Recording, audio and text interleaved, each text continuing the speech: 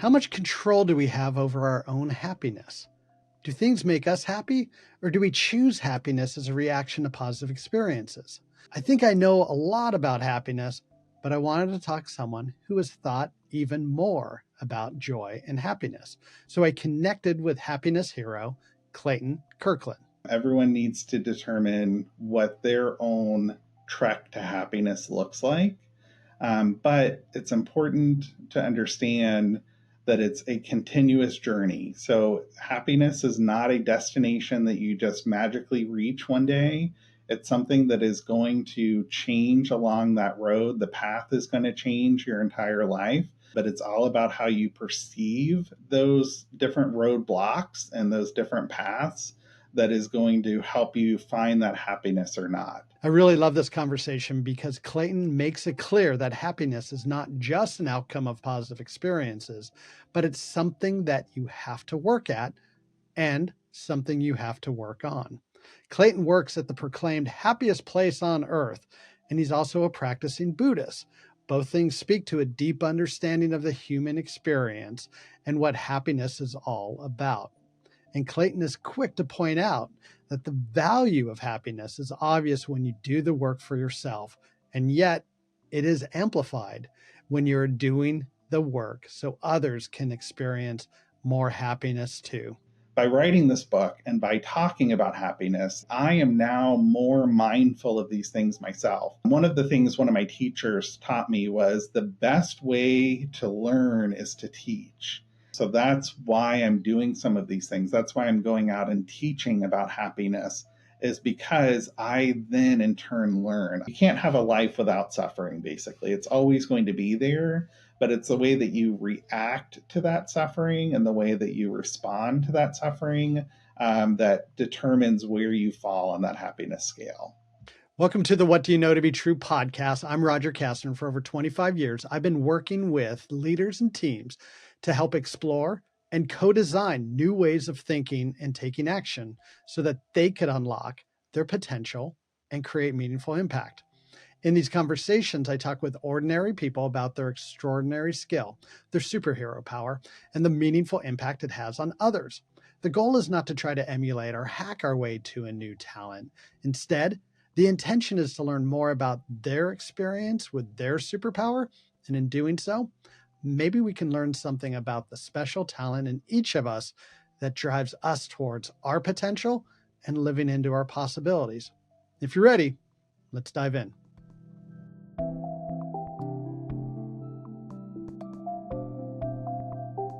Hi, Clayton. Welcome to the podcast.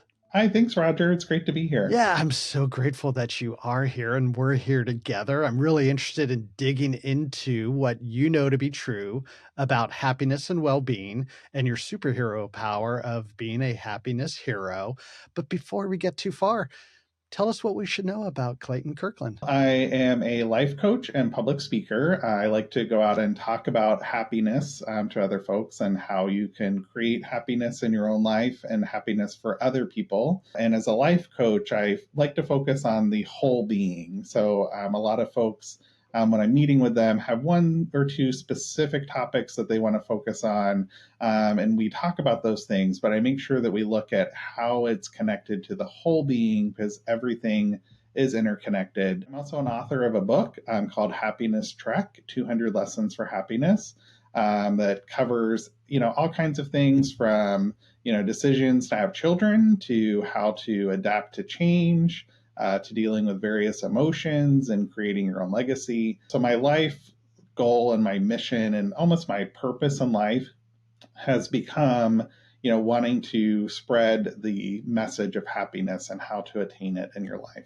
One of my first questions is, we've been talking a lot about joy on in this podcast series, and I'm interested to hear what you think is the difference between joy and happiness, if you do see a difference there. So that's an interesting question. I think joy and happiness for a lot of people are interchangeable. I think the general population views joy and happiness as being the same type of thing. Now, the textbook definition, though, is a little different. So joy and the textbook definition has more to do with kind of a state of being, and it's a little bit deeper than just the emotion of happiness. I think that's why, like in the Disney movies Inside Out, there's a joy emotion, but it's a little bit deeper, and it's kind of the main character, the main emotion among all of them.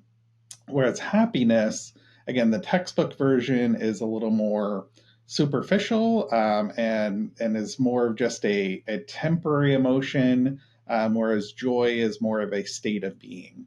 But again, I think for most of the general population, we usually look at joy and happiness as being synonymous and being the same type of thing. There's probably a lot of things like that unexamined where things feel very much very similar. And I think of, as you just described, happiness is kind of a result of an event, but joy being a state of being and potentially a motivator for future action. Actually, I'm writing my second book right now, which is a series for Happiness Track, but it's about happiness in the workplace.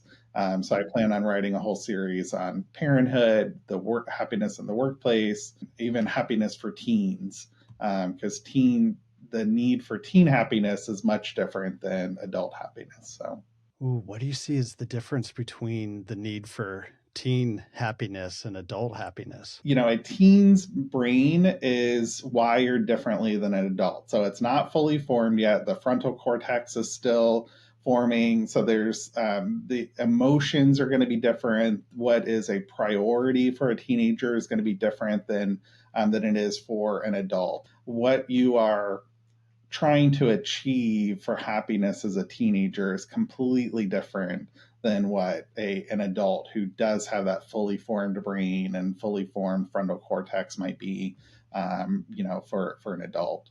And is that book going to be for teens, or is it going to be for adults who have to help teens prepare to launch? Adults can read it to better understand the need of teenagers, but it's really geared towards teenagers. So the book that I have out now it does talk about making decisions for happiness as an adult, and how to get there. So the book for teenagers will be geared very much the same way and helping them understand, but based on what is the priority for a teenager right now in their life versus what is the priority for a 30-year-old in their life. It feels very timely and very important. I'm sure, as you're well aware, since 2012, the epidemic of loneliness, depression, anxiety, suicide amongst the general public, but especially teenagers, has skyrocketed. Yeah. And I just think about the parent group that I travel in, and there are so many teenagers, young adults that are struggling with well-being and mental health issues, and so many parents that are desperate to help them with that, and no good answers. So I agree with you. One of the key components for happiness for any human being is that interpersonal relationships. And the way that we get those interpersonal relationships, though, is different for everybody.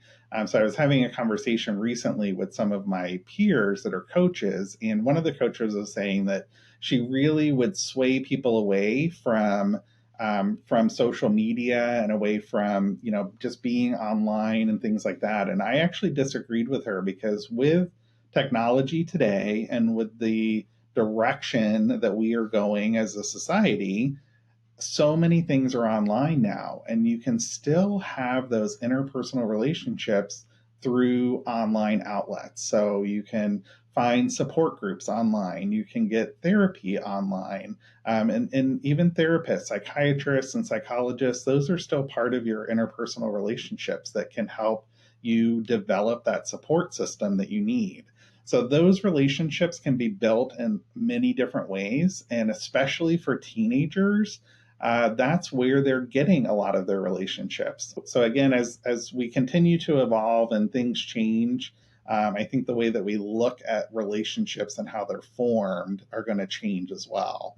And as you said earlier, interpersonal relationships is a source of happiness. I have never come away from spending time on my phone happy. but I absolutely come away from dinners with the family very happy. And now, I have two sons, one's in college and one's post college. We very seldomly get dinners together. And I think about that time, those times when the kids were young and we were at the dinner table. And, I don't even want to think about all the minutes I might have spent on my phone at the dinner table when I could have been having those moments with the family. And so I haven't thought about mindfulness practice as a gift to others. I've always thought of it in a very selfish way as helping me be more present in the moment. I haven't taken that next step as what am I being present for? And when that's with people I love, people who I associate with, friends, um, that feels like a very motivating reason to do that work. Yeah, I agree. And it's interesting because a lot of folks, when they think of happiness or joy, their first thought is, how can I be happier? Or how can I be more joyful? But it's important to look at the bigger picture and think about, how can I bring happiness to others? And you do need to find that happiness and joy for yourself. By doing that, you will bring it to others. So it's important to think about, like in the beginning, I talked about how everything is interconnected within our body. So when I'm coaching somebody, we're looking at the whole being and how everything is connected, but also everything in the world is connected. All of us as humans are connected. And by changing your life in a positive way and making positive differences for yourself, whether you realize it or not, it creates a ripple effect, and that carries on to other people that you're connected to, and then they continue to carry that on to others, and so forth and so on. In this podcast series, not that it was discovered here at all, but in all of these conversations where we're talking about people, and guests are sharing their stories of their superhero power, and it becomes a superhero power when it's in service of others, and how that is not only connecting, creating that journey to purpose, but it creates joy for them because it's in service of other people. And a lot of the conversations we're finding that superhero power is first discovered, it reveals itself in attending to personal needs. But just like superheroes only get their capes when they're in service to other people, it becomes a superhero power when it's in service of other people. And it's this virtuous cycle of doing the work that's attending to our needs, doing it for other people has, creates meaningful impact and then fuels us with joy, um, becomes so important. And so that's where, the connection I'm making today around, of course, mindfulness, meditation, all those practices help us be present. But I think I've been selfish in thinking I'm being, in present for myself to enjoy that moment with others, but doing it as a gift for other people really, really is uh, one of the things I'm going to take away for this conversation. So thank you. You're welcome. Well, and it's a lot of the things that we've talked about so far are really rooted in some of the Buddhist teachings. So I follow Buddhism, and one of the key elements of Buddhism is serving others and bringing good things to other living things, other sentient life. And mindfulness is a big piece of that. And again, just like you said, it's not just about being mindful for yourself. It's what can you do for other people that will bring them less suffering and more joy in their life. And that's exactly where I wanted to go with the next question around, like, the Buddha teaches us that life is suffering. And I think this goes hands in hand with what we were just saying around, reducing suffering, and thinking about that in terms of reducing one's own suffering, but not thinking about it in terms of reducing suffering for others, and how beautiful that is. Um, do you see suffering and happiness as polar opposites, like on a continuum, or are they something else? So I like this question. I actually have a happiness scale, and I built it similar to the pain scale that you would see at the hospital when the doctor asks you, so tell me where you are on the pain scale, 1 to 10. And if you're at a 0 on this happiness scale, you have unspeakable suffering. So there's a lot of suffering there, a lot of pain, and what I call an absence of joy. Now, if you're at a 10, then you have an absence of suffering and unspeakable and unimaginable joy. You have abundant quality relationships and those types of things. If I were to look at this happiness scale that I put together, the answer to your question is yes, they are on polar opposites. Throughout that scale, though, you still are going to experience suffering. So to get to a 10, it's really difficult to do. You would need to almost experience awakening as a Buddhist to experience a 10. But happiness is a very fluent type of emotion. So it's going to change minute to minute, second to second. So anything can happen that can change you from being a 9 on the scale to down to being a 3 on the scale. You can't have a life without suffering, basically. It's always going to be there, but it's the way that you react to that suffering and the way that you respond to that suffering that determines where you fall on that happiness scale. I was having a conversation just yesterday with a coach, and I was talking about, I'm that zebra and my relationship to the herd, and this idea of, there's lions that are out there. And, if you could be in the center of the herd, the more, not only the more protected you are, the more safe you are, but it's usually within groups, the more centered you are. Um, this is where you have more impact, you have more influence, you have greater connections, potentially greater joy. And the coach that I was working with astutely said, what if there are no lions? Which I'm relating to this conversation around how many sources of suffering do we create ourselves that don't really exist, that are figments of our imagination, or stories we're telling ourselves that don't really exist. The lion may exist, but your perception of the lion could be completely wrong. Now, we understand in nature lions are predators and everything, but when we're talking about just in relationships and life in general, our perception is our reality. And if you are perceiving somebody as a lion who's going to be overbearing and be a predator, that person may not see themselves as a lion at all. I've been told before, people have found me intimidating at first, just from appearance or things like that. I'm a big guy, but I consider myself this very gentle, loving, kind person. But it's all about that perception. And some people are going to come into that first meeting and see me and be frightened. Once they get to know me and talk to me a little bit, then it gets better. But it's all about how you are perceiving that lion that's in your life. If you try to build a relationship with them as the zebra, you might get along just fine. Yeah, I'm going straight to Lion King, and it's not, the fully grown lion, but maybe it's Simba, and maybe it's just really a kitten that just wants to be pet. Yeah. Yeah. And that's true. I mean, that's even the lion might want to be pet. It's Mm. we all have insecurities. We all have our suffering, like we were talking about, and we all want that comfort from other people, and that's where those relationships play into it as well. If you are perceiving someone the wrong way, then this goes back to that interconnectedness. If you're perceiving somebody the wrong way, think about the impact that you might be having on them and yourself by having that perception. Yeah, that's profound.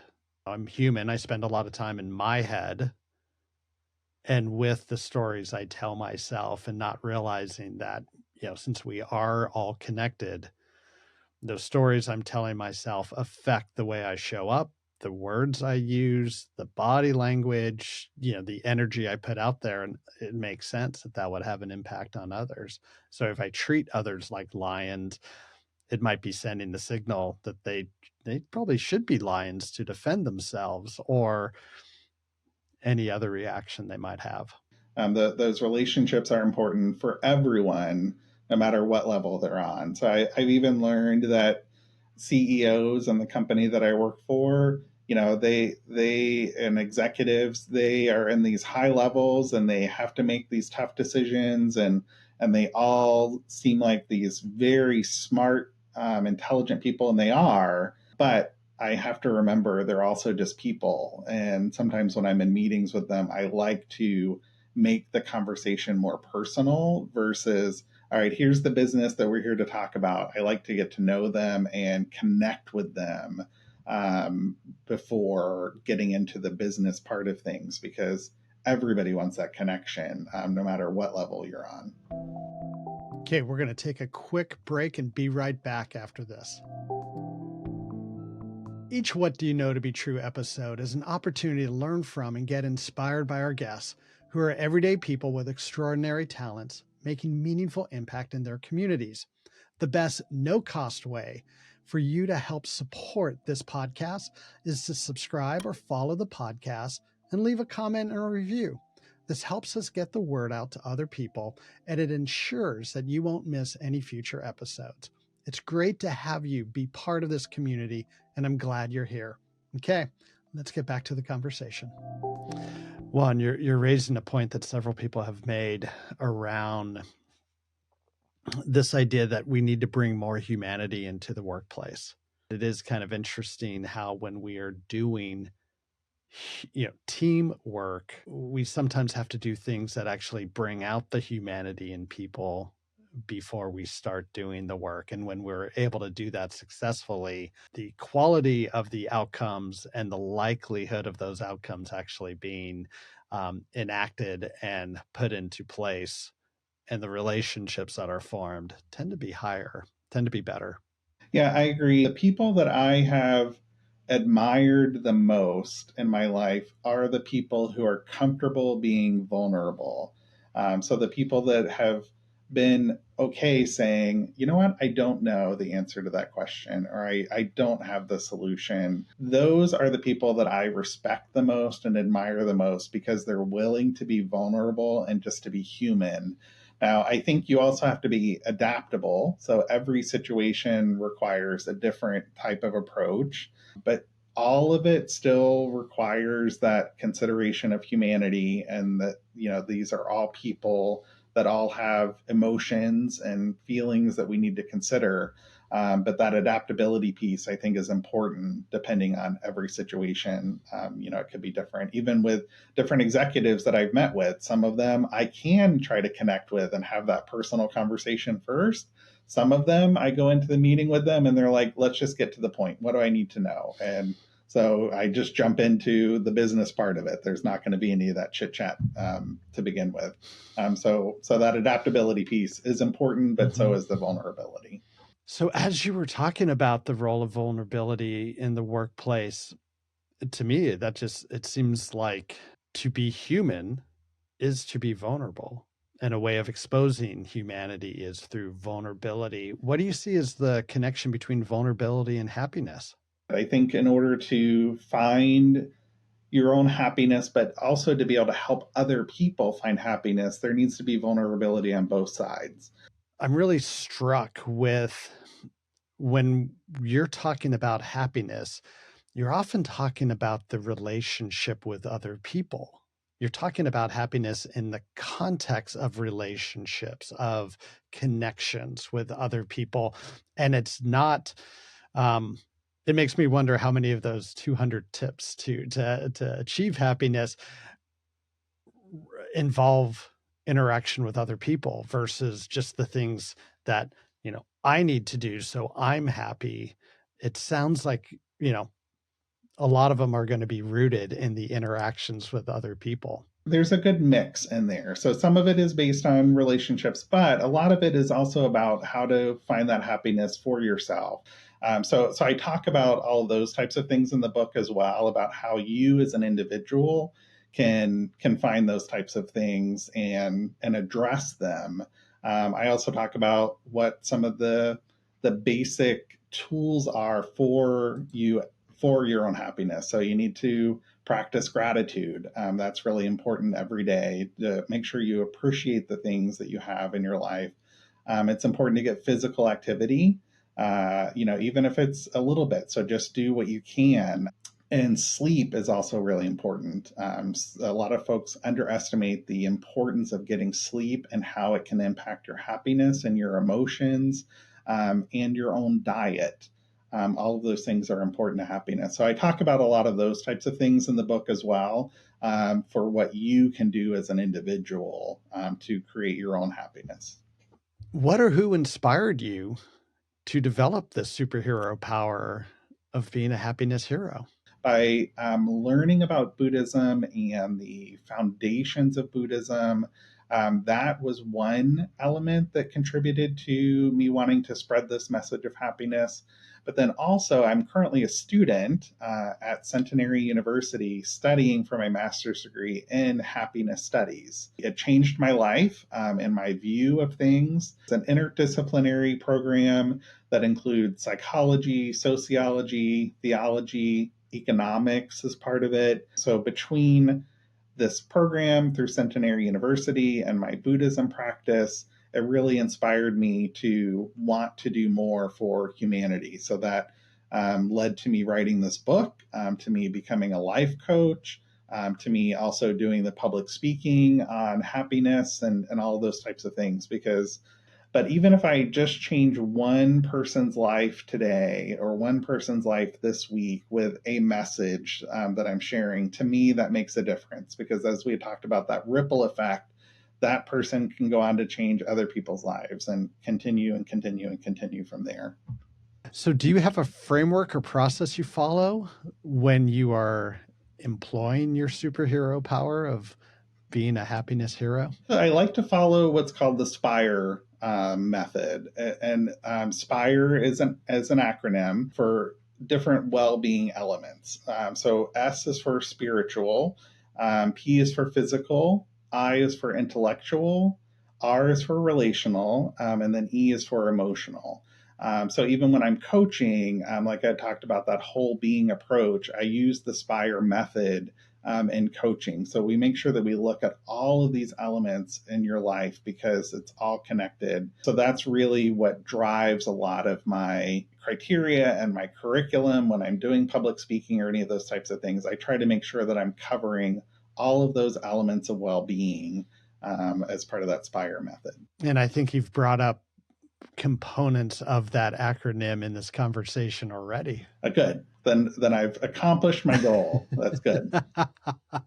Well, don't hang up just yet. We still got more to go. I won't.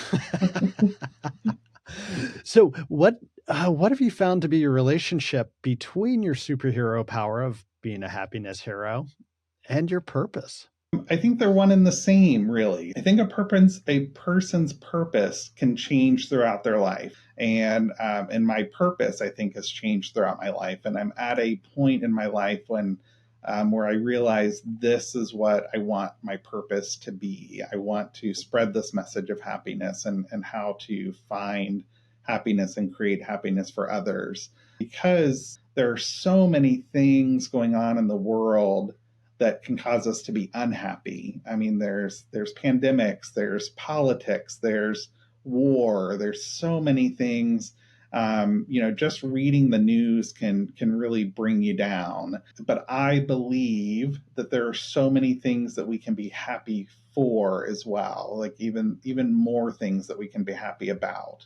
And I believe that humanity really is good, that the majority of people really are good people, despite all the things that we see in the media and all of the negativity that we see. So I want to see even more people taking this approach of happiness and mindfulness and finding their purpose and going forward and trying to make positive change in the world. So this is me just doing my tiny little piece in this world of millions, billions of people. I see them as being the same thing. My purpose is to spread that message of happiness. So what's the impact on you when your superhero power hasn't had an impact on others? So I was about to complain about something to my friends and family on Facebook, and then I realized, I was like, wait a minute, I just published a book on happiness. Like, what kind of message am I sending if I'm now going to go on Facebook and I'm going to complain about something? And then I realized also how trivial the thing was that I was going to complain about, and I decided not to. Instead, I showed some vulnerability. And I said, I was about to post something negative on Facebook about something that happened to me today. But instead, I remembered I wrote this book on happiness. So I need to be careful of what I say on social media now. Kind of joking, and my friends got the joke and thought it was funny. But it was real for me. By writing this book and by talking about happiness, I am now more mindful of these things myself. One of the things one of my teachers taught me was the best way to learn is to teach. So that's why I'm doing some of these things. That's why I'm going out and teaching about happiness, is because I then in turn learn. I learn from every person I talk to. I've learned things from you today, and the things that you say and the questions that you're asking. It makes me think about things in a different way. I do that with the clients that I coach. I learn something from them as well. And I think that's something that we all need to remember, is that every action that we take, somebody may be learning something from us. So whether that action is positive or negative, other people are probably learning something from the actions that we're taking. And at the same way, you can learn something from your own actions by getting out and doing what you're doing. What a beautiful story. Yeah, I mean, you went meta on meta. But the idea of, like realizing that it's very human to complain. Yes. But you have a choice. And you chose a different path in that moment. And then you chose to, okay, I'm learning from this. Now I'm going to share with others. So hopefully they might make a different choice or just be aware that they have a choice. That's beautiful. Another piece that I would say kind of connected to this, one of the mottos or lessons that I like to remind myself of each day. And I actually have this on a checklist. It's a daily mantra that I do each morning. It's a reminder. I give myself permission to be human. While I may have wanted to complain, let's say that I did do it. Let's say that I did post my complaint on there. That would have been okay too, because I'm human and it's okay to be human. It's an important reminder for myself every morning when I get up. It's one of my affirmations. I literally have it on a checklist on my phone that I read off. I say, give yourself permission to be human. And it works because it almost lifts this weight off of my shoulders first thing in the morning. I want to categorize it, and that's my own fault. But is that forgiveness, grace, or acceptance, or all of the above? I think it can be all of the above. So I think it can be different for everybody. I do it because I have been a perfectionist for much of my life. Part of the way that I was raised, I had very high expectations that my parents put on me as a child. And it led to me having this mentality that everything needs to be perfect. And if I make a mistake, then I have failed. And I now consider myself a recovering perfectionist, because I've gone through therapy, I've gone through lessons and everything to help me try to reverse that perfectionist mindset. For me, it is a way of forgiving myself. It's a way of accepting myself for who I am. But I think it can be different for everybody. It depends on where their mind is and what their mindset is at the moment, as to how it might categorize for them as an individual. So, Clayton, what do you know to be true about happiness? The road is going to be different for everyone. Everyone needs to determine what their own trek to happiness looks like. But it's important to understand that it's a continuous journey. So happiness is not a destination that you just magically reach one day. It's something that is going to change along that road. The path is going to change your entire life, but it's all about how you perceive the those different roadblocks and those different paths that is going to help you find that happiness or not. But it's never going to be something where you just reach happiness one day. It's something that you experience on the entire journey. And what did you used to believe to be true about happiness, but have come to learn is not true? Well, I think I used to believe that happiness was found in what others thought about you. So, other people's opinions, I think, weigh very heavily on people. And again, as that perfectionist, I think other people's opinions were always very important to me. And I have reached that point in my life where I now understand that is not the case at all. And other people's opinions really are not that important.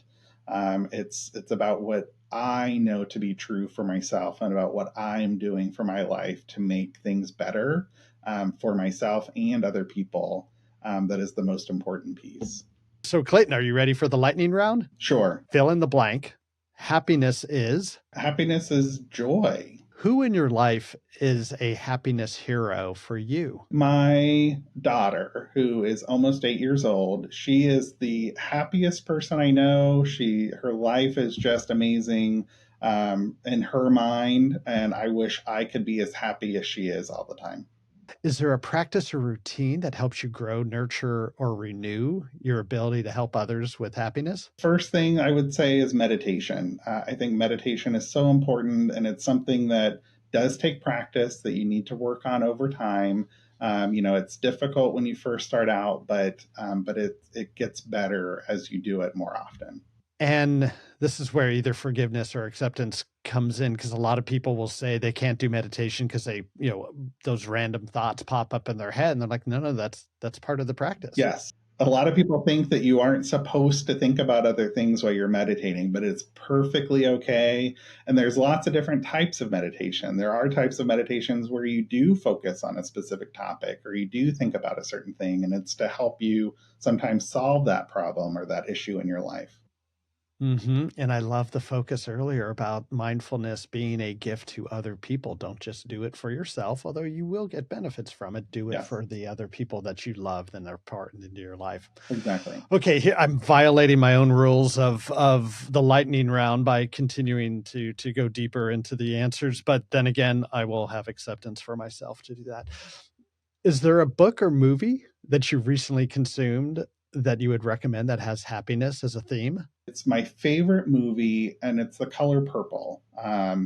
So I know there's a lot of sadness and a lot of angst and hardship in the movie, but in the end, the main character, she finds her happiness with her children coming back to her home, and she gets past all of the grievances and the anger and the terrible life that she's had, and she finds that happiness in the end. So I think it has a really strong message. It's one of my favorite movies that I've ever seen. What is one thing that gets in your way of being a happiness hero? My own mind, like we had talked about with meditation, you think that you're not supposed to think about other things, but our minds are just constantly jumping from one thing to another to another to another, and it can get in the way if you let that what's called a monkey mind. If you let your monkey mind get in the way, which we're all guilty of, I do it myself. It's redirecting and reframing that's really important, and bringing that mind back to a good focus.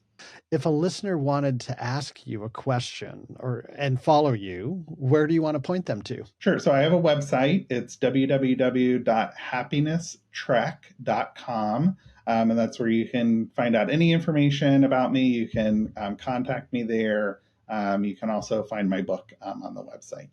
Well, Clayton, it has been an absolute pleasure getting to spend more time with you and speak with you today. And the thing I am taking away from this conversation is how much of happiness is not only work that we can do on ourselves, but in relationship with others and for others. And that feels such a motivator such a reason to do the work, whether it's the mindfulness work or to make that active choice to show up with happiness.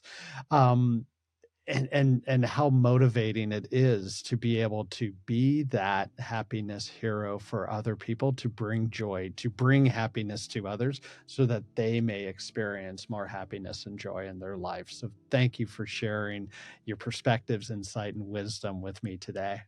Thank you. And I love your podcast. It's fantastic. And I think it's great that you have given me the opportunity to come and share this message. I've enjoyed it very much. Well, Clayton, thank you very much. Take care. Bye-bye. Thanks. Bye. Thank you all for being in this conversation with us. And thank you, Clayton, for sharing your wisdom on being a happiness hero. The question I'm asking myself now after this conversation is, where can I bring 10% more happiness for others so that I can experience more happiness too? What Do You Know to Be True is a Three Blue Pens production, and I'm your host, Roger Kastner. We are recording on the ancestral lands of the Duwamish and Suquamish people. To discover the ancestral lands of the indigenous people whose land you may be on, go to native-lands.ca. Okay, be well, my friends, and love you, mean it.